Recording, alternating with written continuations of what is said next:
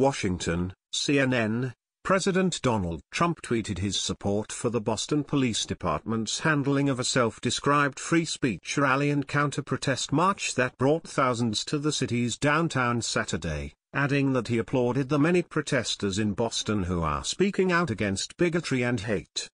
Looks like many anti-police agitators in Boston, Trump tweeted about 2 hours after the largely peaceful rally and march there ended. Police are looking tough and smart. Thank you. Later, Trump tweeted that the protests might help heal decades-old divisions.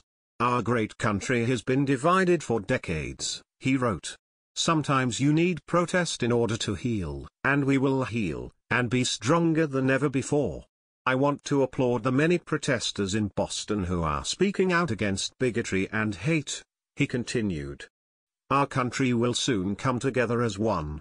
The Boston Police Department arrested 27 people during Saturday's protests, Police Commissioner William Evans said in a press conference. Most of the arrests were for disorderly conduct, but a few individuals were arrested for assaulting police officers, he added.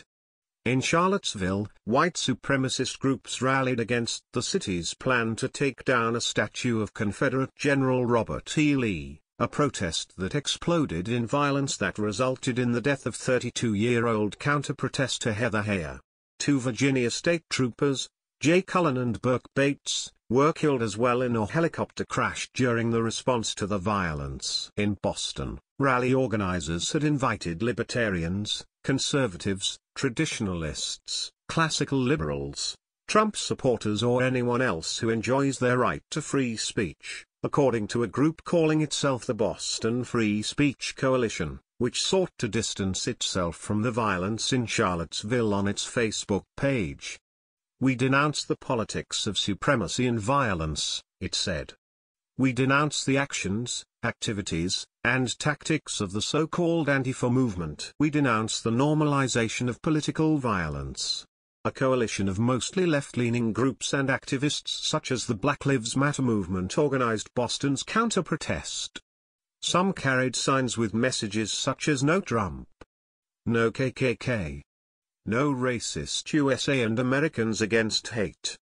At times, they chanted "Hey hey, ho ho, white supremacy has got to go and Black Lives Matter." Police maintained a buffer zone between marchers and rally participants, averting major incidents except for occasional clashes and shouting matches between the counter-protesters and supporters of Trump.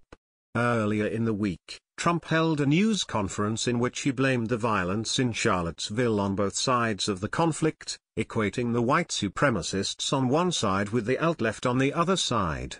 Walsh tweeted earlier Saturday morning asking for peace and respect at Saturday's free speech rally and counter-protests. I ask everyone to be peaceful today and respect our city, he wrote. Love, not hate. We stand together against intolerance. By 1:30 p.m., the rally had ended, earlier than expected. Free speech rally is officially over, the Boston police tweeted. Demonstrators have left the Common.